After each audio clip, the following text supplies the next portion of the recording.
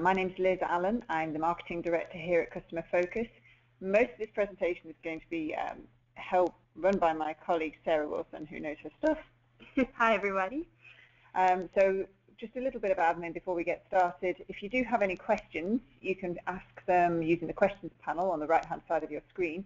As a rule, we try to address these at the end of the presentation rather than during it, just to not interrupt the flow. If you do have any challenges with audio or technical problems, don't worry. We will be recording the webinar and we'll send out the slides and the recording to everybody after the event. So if you need to duck out for any reason, please don't worry. We won't take it personally. Okay, so without further ado, I'm going to pass on to Sarah, who's going to get started for you. All right. Hi, everybody. Hope you're doing well today. All right, so let's get started. So I want to be aggressive and assume that your overall goal for using LinkedIn is to increase revenue growth. I mean, who wouldn't? So there's no one magic step to achieving this. But what you need to do is follow a path that's going to enable you to create meaningful connections with your target audience. So the good news is that this is certainly, something that you can achieve through LinkedIn, and we're going to show you how today. So LinkedIn launched in 2003, and it's currently the third most popular social network in terms of unique monthly visitors. So it's right behind, Facebook and Twitter. So think Facebook, but with a more professional feel. So it enables users, to connect and share content with other professionals, including colleagues as well as potential employees, business partners, and new employers. So if you're a business on LinkedIn, it can also be a fantastic marketing tool. And as you can see, 65% of B2B companies have acquired a customer through LinkedIn. And, that's the ultimate goal that we want you to reach today. So what you'll learn, today we're going to show you how to create a personal and company profile so it's strong, how to post engaging content, to generate quality leads, and to build relationships. All right, so even if you sell to small companies, that doesn't mean that you can't aspire to sell to bigger guys. When it's done correctly, your website, your social media pages, essentially even the playing field. So meaning if you're a promo distributor or a sign seller, who sells to huge companies, it's no different than a promo distributor or a sign maker who sells to mom and pop stores. So your online presence is evening the playing field. You're not going to be any different than them. So you should think big in terms of your connections that you're making and your goals. So how can you use LinkedIn to essentially grow your revenue or for lead generation? So it's a strategy called social direct marketing. So it's social in that it uses LinkedIn social network and utilities together with the disciplines of direct marketing. So it might feel like it's just chat, you're in the groups or you're posting on the newsfeed, but there's a structure and a process to it. So you can progress contacts into clients. So a key feature of social direct marketing is your LinkedIn profile.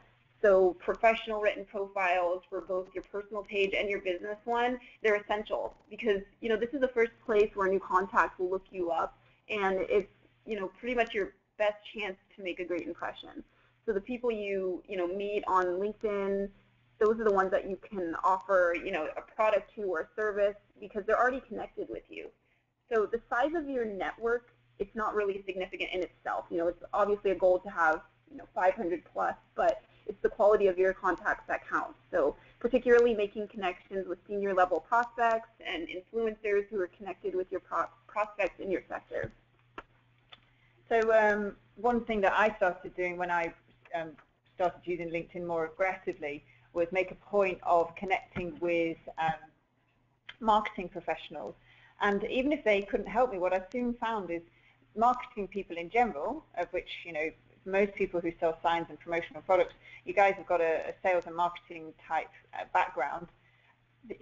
They generally have quite a large network on LinkedIn. And the great thing is that once you have a connection with one person on LinkedIn, you're indirectly connected to all of their network as well. Mm-hmm. And you can request to befriend their connections. So when Sarah said to me, I want to grow my connections in promotional products and signs, I'm like, great, you can actually just go through my connections, and if you recognize any of them, just go ahead and request them. And because we have a shared connection, we can do that. It's much more difficult on LinkedIn to connect with somebody with whom you have no indirect connection. So you kind of need that that one degree of separation. You need one person to know lots of people, and then you're in good shape. But it's more difficult to connect with somebody with whom you have no shared contacts or no shared experience or no shared group activity. And Sarah's going to talk a bit more about group activity. Yeah. So a lot of you might be putting a lot of your efforts right now on Facebook or Twitter, because that's what you've been told, that, you need to be on all social networks. And it is important. You should focus on maybe 3, pages that you really want to focus on. But your time is better spent on LinkedIn newsfeed or just your LinkedIn in general over Facebook, because it may not drive the most engagement on social media. So you'll notice, you may be getting 1 or 2 likes on something you post on LinkedIn as opposed to 10 plus, on your Facebook. But what it does do is it drives targeted and qualified traffic that's interested in doing business. So instead of just getting a like for the sake of looking popular, you're actually getting qualified, leads on your LinkedIn, because those are the ones that are interested in essentially making a purchase or doing business with you. So why wouldn't you want to spend your time on LinkedIn over Facebook? All right, so the first step that I want you to take note of for your profile is to have a custom profile URL. So you can adjust your personal one and your company LinkedIn pages to better position yourself to turn your current or future connections into clients. So this is a super easy step that you can take, and it really helps you to stand out from others who aren't doing it. So the easier you make it for people to find you and connect with you, the better. And just so you guys know, for a lot of these slides, don't worry about taking notes or anything like that, because some of these are going to have directions for you on how to implement these changes. So just listen right now, and if we'll send these slides later to you if you need to look back and actually see the directions again. All right. So for the second part, adding a background photo. So this is a newer feature on LinkedIn, and it really just helps to give your profile, a little bit more personality by adding a background photo. But just keep in mind that LinkedIn is a professional social network, so choose your photo accordingly. And in just a bit, I'll show you some examples of unprofessional LinkedIn photos. Go back on. Okay. So requesting recommendations. Most people use recommendations to show off to potential job seekers, but as a promo distributor or a sign maker, LinkedIn recommendations, they're equivalent to a website testimonial or an online review. So if you're connected with a client, don't be afraid to ask for a recommendation. Failing to get recommendations won't necessarily hurt you, but having them can definitely help you, by building your online credibility with potential clients. And just like normal testimonials, it can, take a bit of time to build these. So this is all about building your online credibility. Okay, so adding keywords to your profile. So I suggest that you come up with 10 to 12 and then prioritize them so that you know which ones are your most important keyword phrases. So before finalizing your list, you may want to do a LinkedIn search. See, what competitors have on their profile. See what comes up, and if it would be to your advantage, to be ranked above those individuals. As Liz noted earlier, similar to her, I'm constantly checking, other marketers or even promo distributors to see, how my profile sizes up compared to theirs. So, the other day I made the mistake of comparing mine to Liz's, and I see that I do have a lot of work to do. It just takes time to do this. So, Liz, if you want to maybe show them the difference in profiles, how they can, how little things can really make a difference. So I would be the last person to say that my LinkedIn profile was perfect.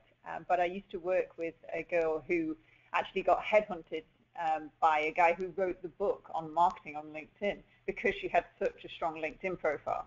So I was like, right, whatever she's doing, she's clearly doing it right. And I basically stole everything she was doing and did it the same.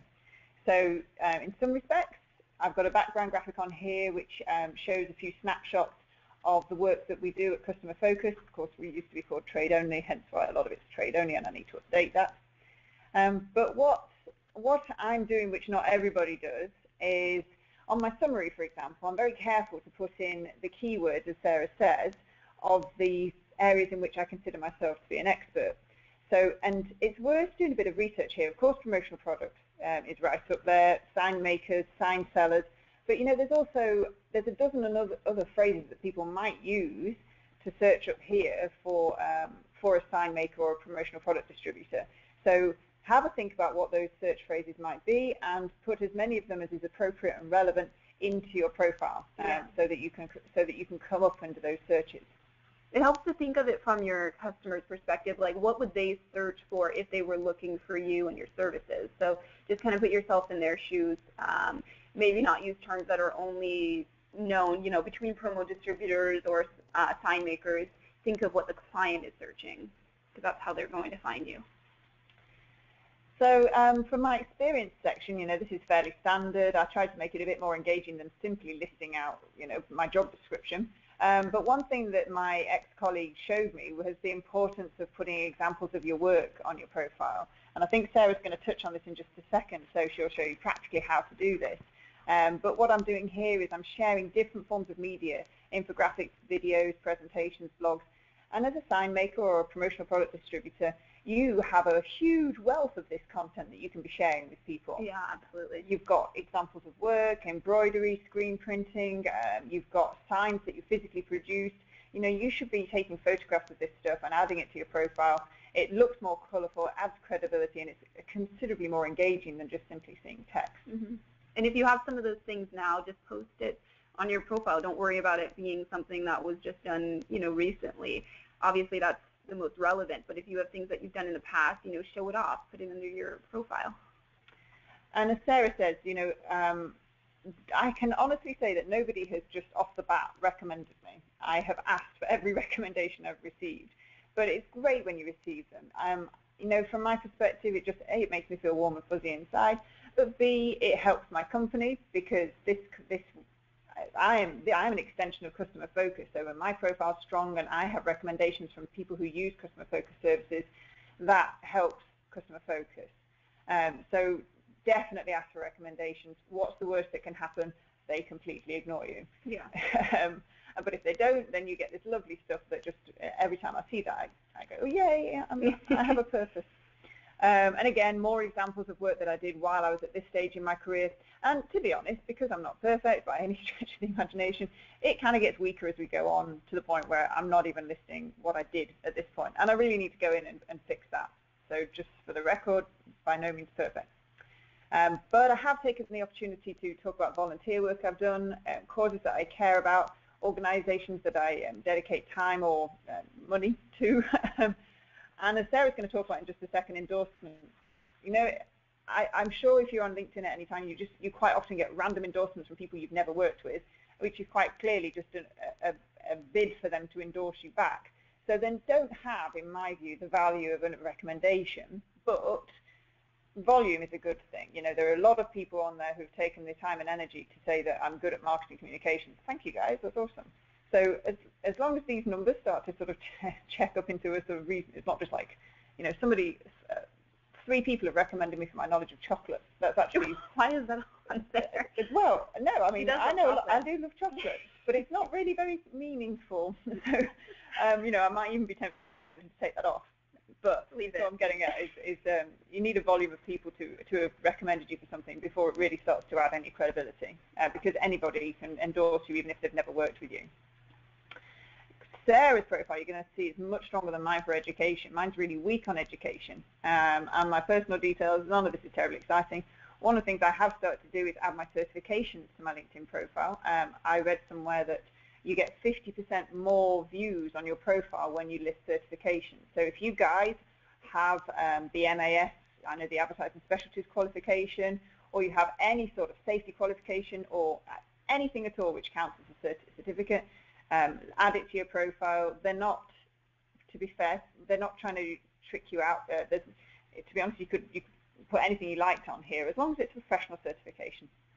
And then, yeah, recommendations and stuff, and all of my connections, which is, as Sarah says, the magical 500 plus. Yes, I've been trying to reach that.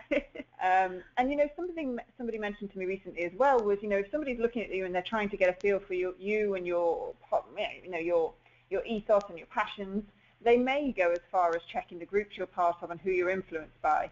So, much as, if you're influenced by people, that basically means you follow their profile, and when you see stuff, their posts on LinkedIn will automatically come into your feed, which is great for me. I want to read what these experts in their field are writing about, but it also tells people a little bit more about me, that I'm interested in what these people have to say. And that's a bit of a signifier about me too. So, I mean, Sarah said she wanted to compare and contrast, but Sarah's profile is just fine. She's missing a background image, which is not the end of the world, but it would look nicer if there was one on there. She's got a great summary. I would be tempted to not write it in the third person. And I don't know.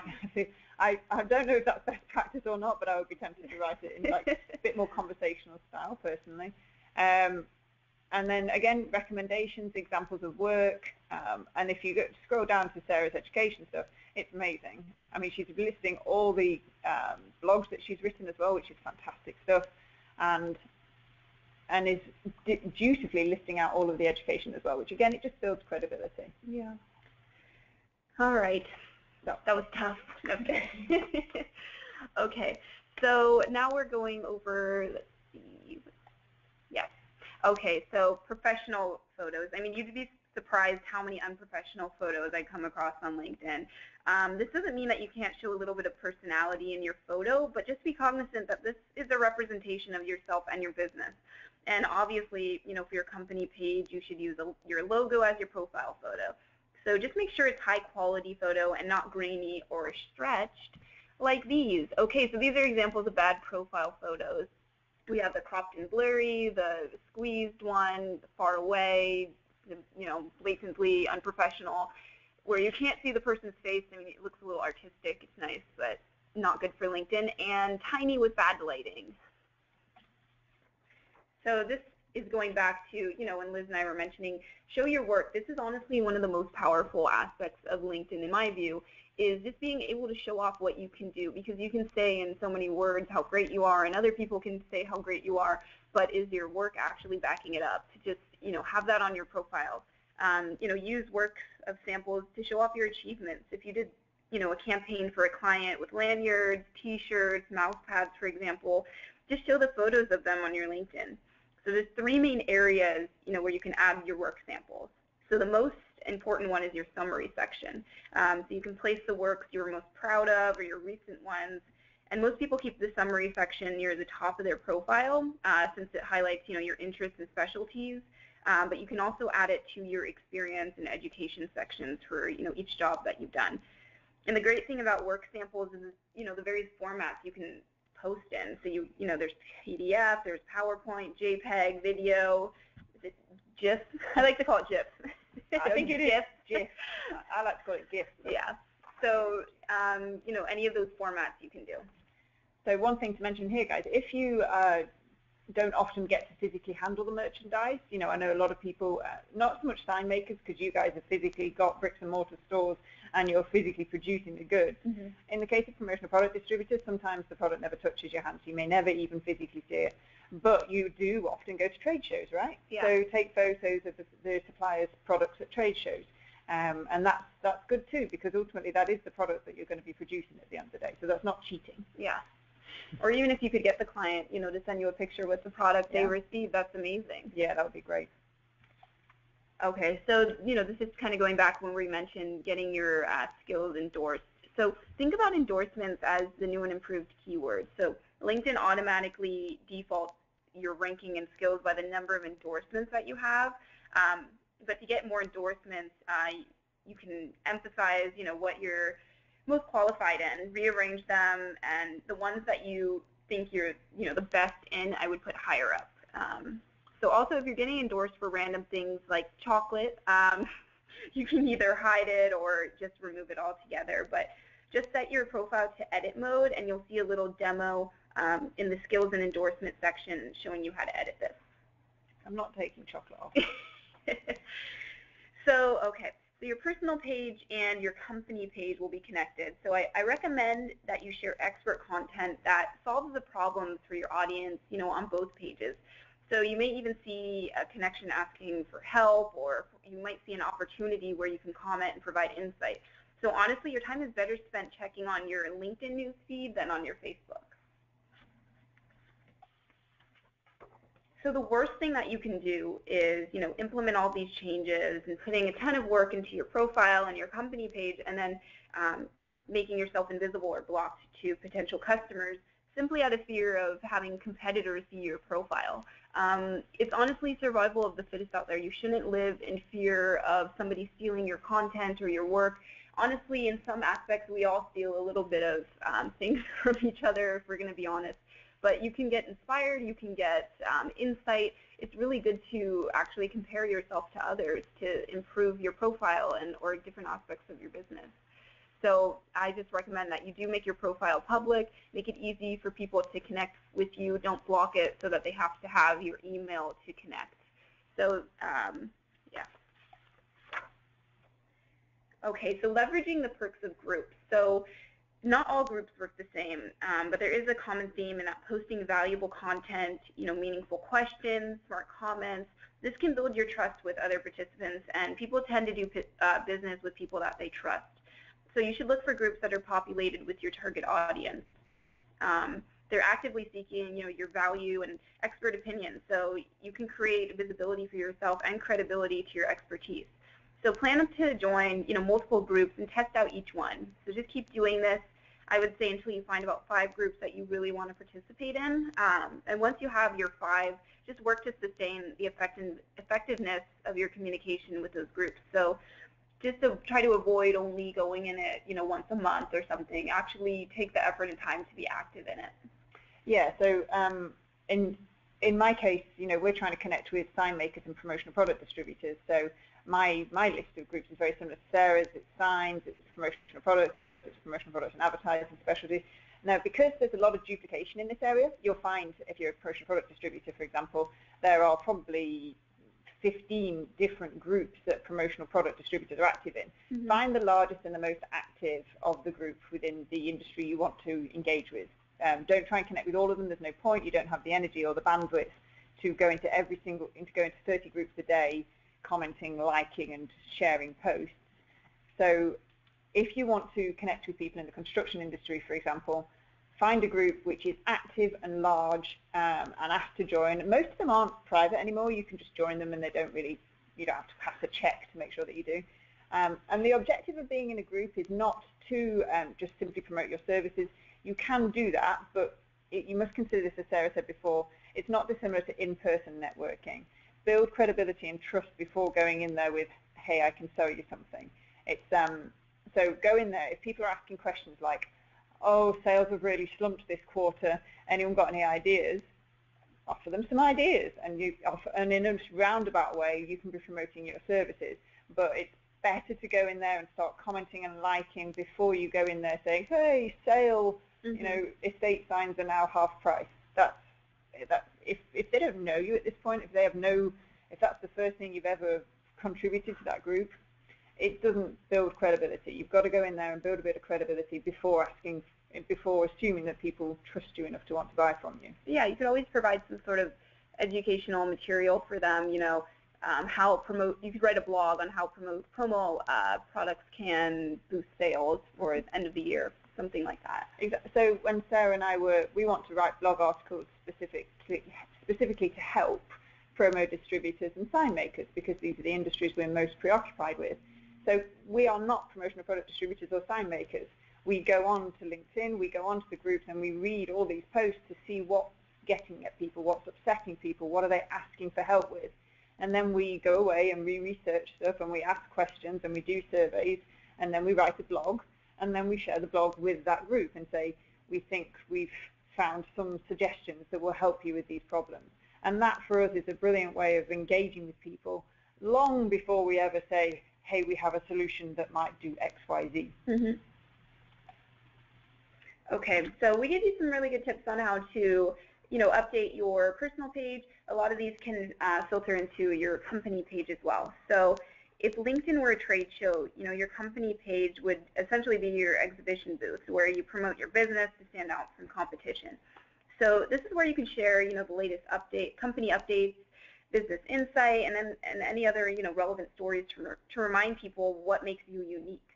So an interesting fact about LinkedIn company pages is that there's still a bit of room to stand out, to make yourself stand out. So although LinkedIn reports that more than 3 million companies have created company pages, that doesn't mean everybody has one. So Forbes actually reported that company page usage jumped from 24% to 57% in 2014, which means, it's growing, but still relatively small. It's still relatively small number of companies that are reaping the benefits from it. So what does this mean for you? If you haven't created a page for your brand yet, it might be a great time for you to set one up and begin experimenting with all the options there.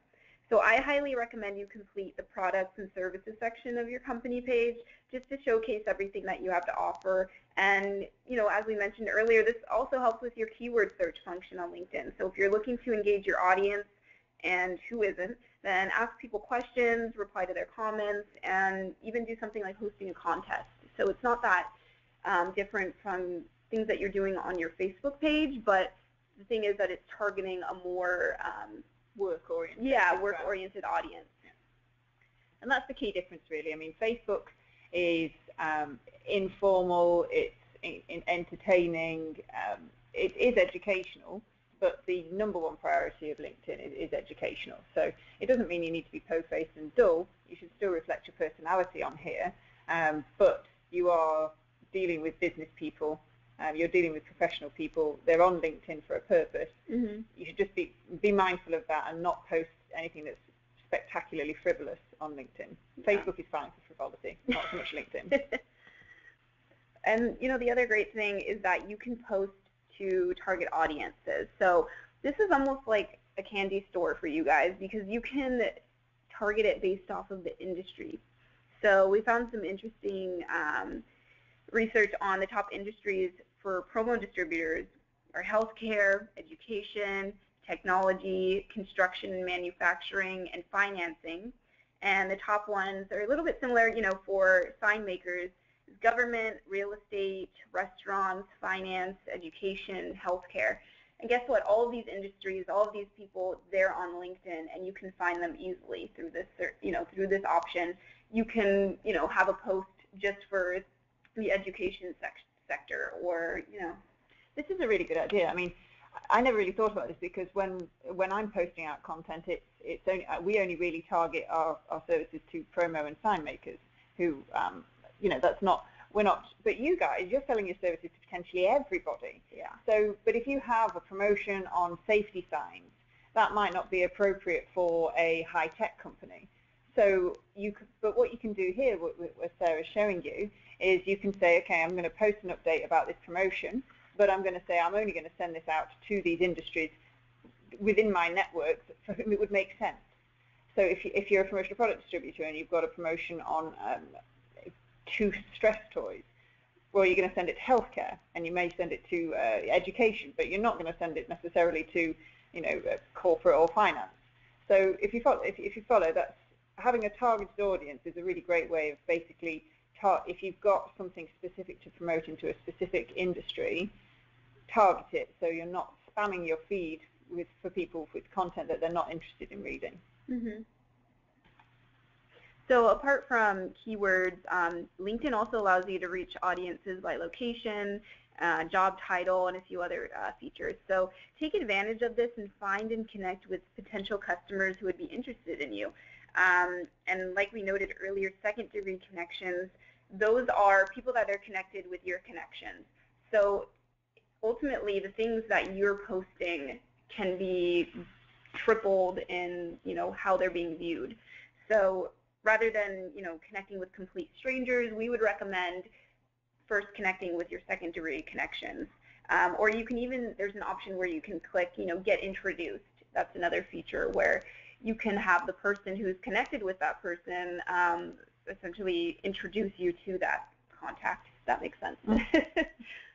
So one thing, just to sort of firm up on this particular page, what you can do here, and Sarah again will show you in the slide handout how you can actually get to this screen.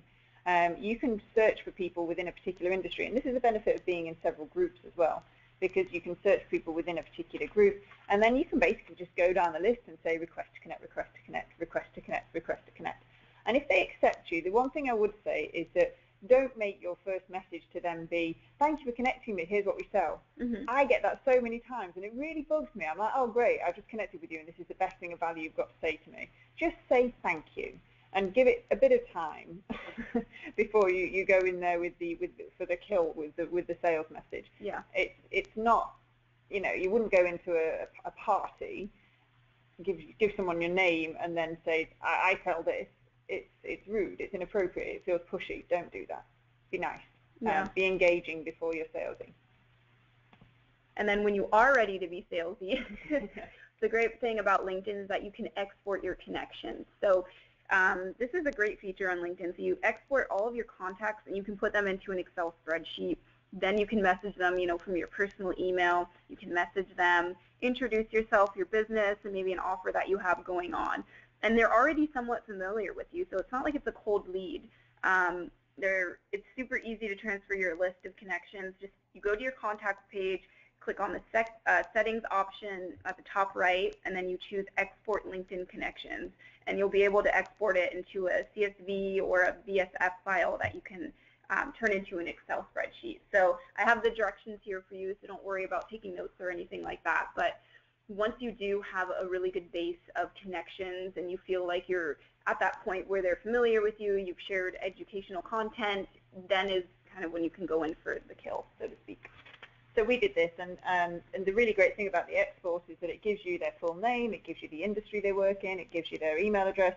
So you've got a list that you can then further segment and drop into your email marketing system with appropriate tags, or drop into your CRM system and start working these leads in an appropriate and professional way. I didn't even realize you could do this. Yeah. When you think, you know, when we kind of did a quick sort of roundup of everybody in the company who's been here for any length of time, we had something like 15,000 contacts between us who were all engaging with us in some way, or to some greater or lesser degree. And that was a trove of leads that we never even realized we had. So yeah. Great resource to be able to export your LinkedIn connections. So once you start, you know, building both your personal page and your company page, it's really good to check out the analytics feature on it. For your personal page, it gives you little updates. It'll say, you know, who's recently viewed your profile. You know, if those are potential clients, that's good. That's a good lead for you. You know, I would go to their profile, maybe send them a message because they were obviously checking out your profile. It shows how you rank with competitors or with your connections. So it's good to be connected with a little bit of competition. You can see how your profile ranks against theirs. And for your company page, you can see your engagement level, what sort of companies or industries are connected with you and engaging with your company page. So now I gave you guys a ton of information. Go out there and get started. And you know, right now, if you have any questions, we're more than happy to answer them for you. Let's see.